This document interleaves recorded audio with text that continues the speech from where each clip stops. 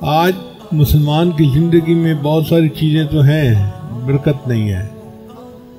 اولاد ہے نافرمان، برکت نہیں۔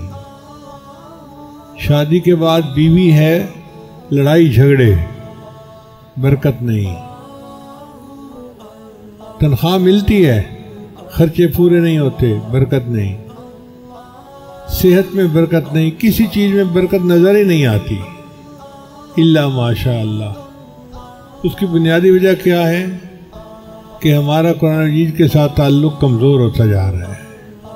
بہت کم نوجوان ہوں گے جو روزانہ باقاعدگی کے ساتھ قرآن مجید کی تلاوت کرتے ہوں گے۔ نبی علیہ السلام نے ارشاد فرمایا، تبرک بالقرآن فإنہ کلام اللہ۔ تو قرآن سے تبرک حاصل کر، اس لیے کہ یہ اللہ کا کلام ہے، اللہ کی ذات بھی برکت والی۔ تبارک الذی بیدہ الملک، تبارک اللہ احسن الخالقین۔ اور اللہ تعالیٰ کا کلام بھی برکت والا اور اللہ تعالیٰ کا نام بھی برکت والا۔ تبارک اسم ربک، برکت والا نام ہے تیرے رب کا۔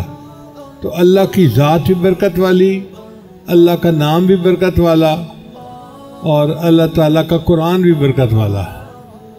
یہ برکتوں کے خزانے ہیں۔ جتنا اللہ کا ذکر زیادہ کریں گے اتنا برکتیں آئیں گی، جتنا قرآن سے محبت بڑھے گی اتنا برکتیں آئیں گی۔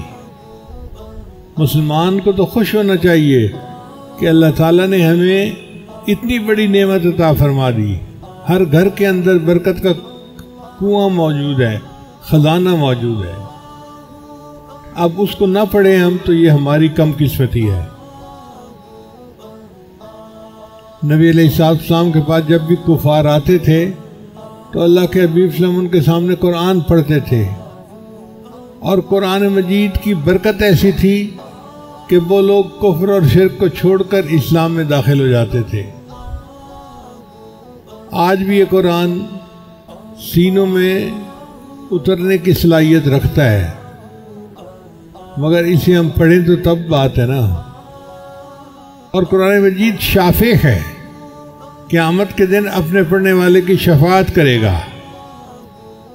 نبی علیہ السلام نے ارشاد فرمایا کہ قرآن مجید بڑا جھگڑالو ہے، قیامت کے دن اللہ تعالیٰ سے جھگڑا کرے گا، بحث میں واسطہ کرے گا، یا اللہ یہ بندہ میری تلاوت کرتا تھا، یہ کیوں جہنم جا رہا ہے؟ یا تو مجھے اپنے کلام میں سے نکال دیں یا اس کو جنت بھیج دیں۔